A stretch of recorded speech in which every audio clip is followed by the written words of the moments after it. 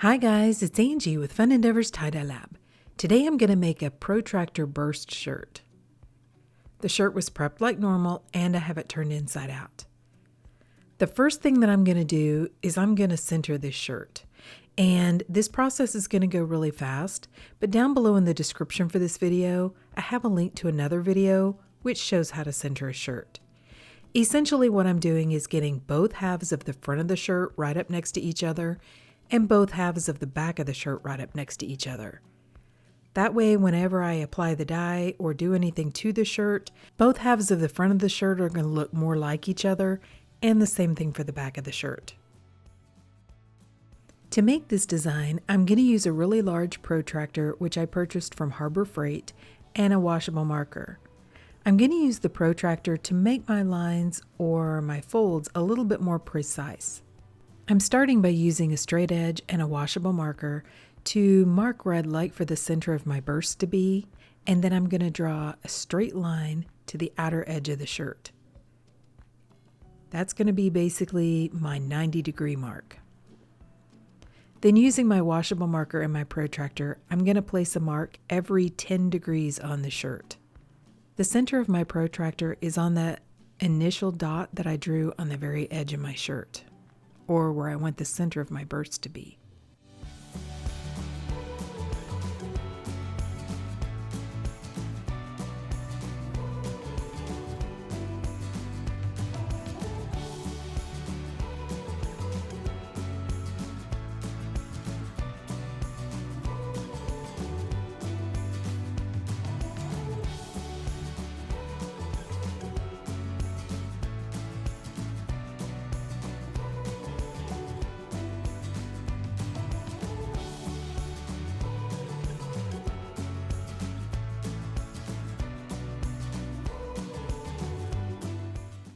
Now that I have the dots drawn on my shirt, I'm going to use a straight edge and a thinner washable marker and extend my lines to the outer portion of the shirt.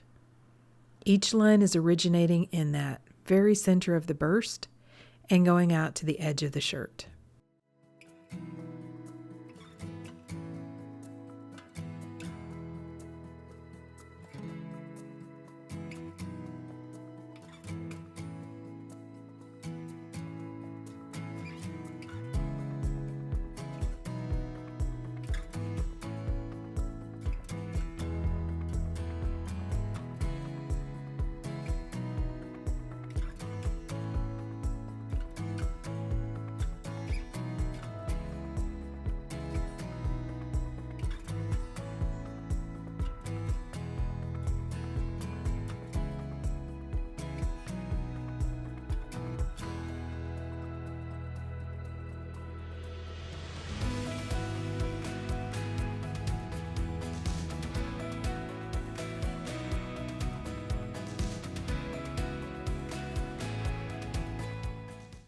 Now it's time to start making the folds in the shirt.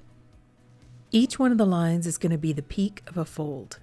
To keep my folds a little tidier, I have some clips. I think they're intended for people who do quilting. I purchased them off of Amazon. I have a link down below in the description for them. Okay, I'm going to continue making pleats in the shirt everywhere where I've drawn a line. I've gone ahead and sped the video up, but if you want to watch it slower, you can hit the settings icon and change the playback speed.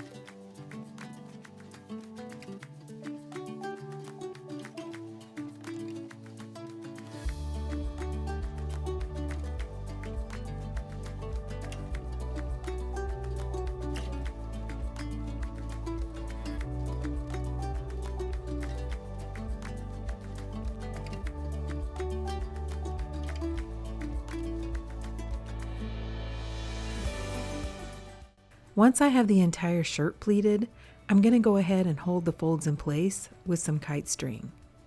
I want to allow the dye to move down the shirt, so I'm choosing not to use sinew because I don't want any obstruction to the dye movement. Kite string is going to hold my folds tight, but it's not going to cause any white definition lines. The pleats down at the very end or the center of the burst are getting a little muddled. I mean, it's hard to make them very specific. I don't really mind on this design because it's going to be a burst.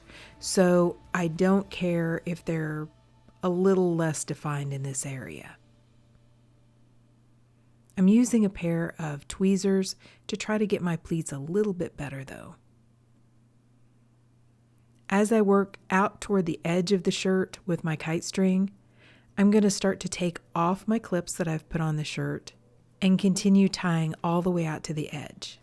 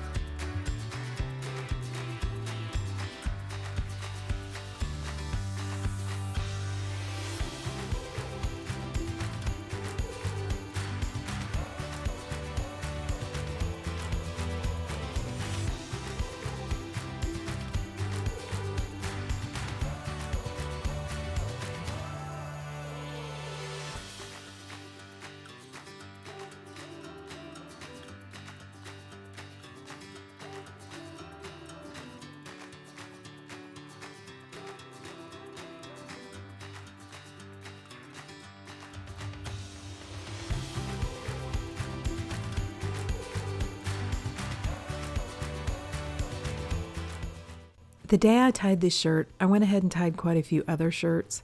So after placing it aside while I tied the rest of the shirts, this shirt went ahead and dried out.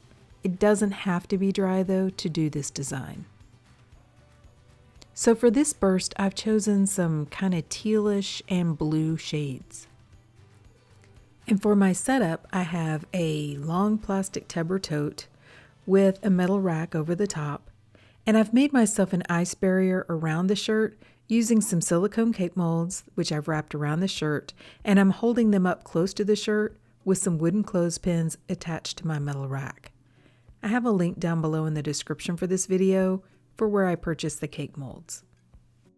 Since the shirt is completely dry, I've placed some soda ash solution inside of a spray bottle, and I'm going to gently spray the top of the shirt. That's going to help the dye stick to the top of the shirt a little bit better. I'm starting down at the very end or the center of the burst with Celadon from Dharma Trading Company, followed by Azure Blue and Kingfisher Blue from Dharma, then Seashell Blue from Grateful Dyes, Mom Jeans from Dharma, and Nightfall from Dye Spin. I forgot to leave a space between the first two colors, but after the first two colors, I left a little bit of space on either side. That will allow the dye to move a little bit, and hopefully I can see some of the dye splits.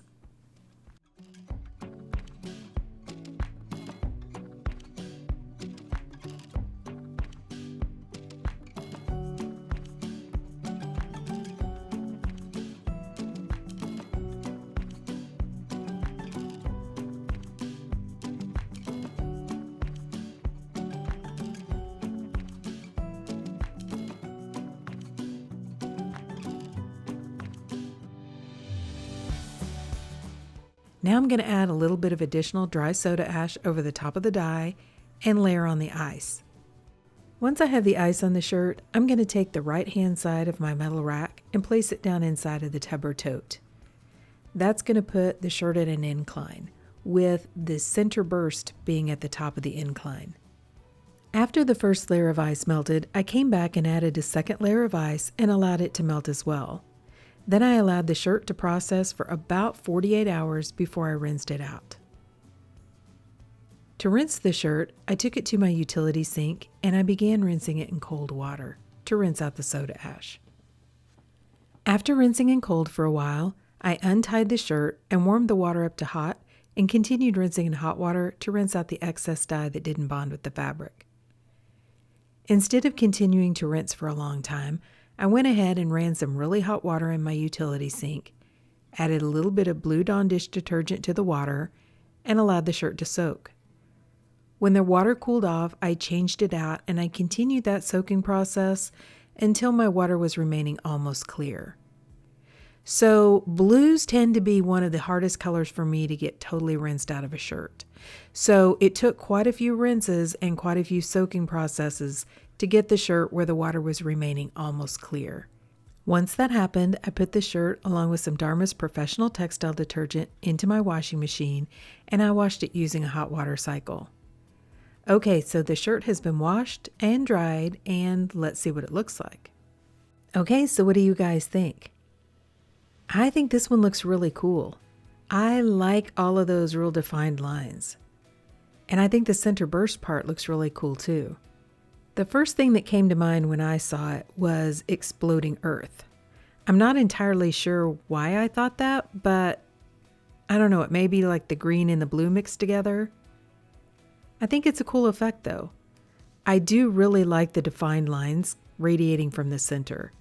And the center is not super defined, but it does have some really cool color splits from the Celadon. I do like all of the more defined lines though coming out from the center. I also like the fact that I left a little bit of white space for the colors to breathe and move. I can see that everywhere, obviously, except for the first couple colors. I like that effect too. And I think all the colors work really well together.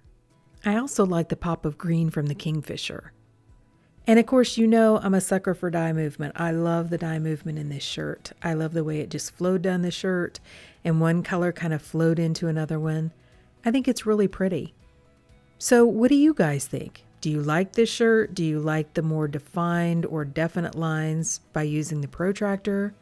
Please drop me some comments down below and let me know. And if you've enjoyed watching the video, I sure would appreciate it if you would like it and if you'd subscribe to my YouTube channel.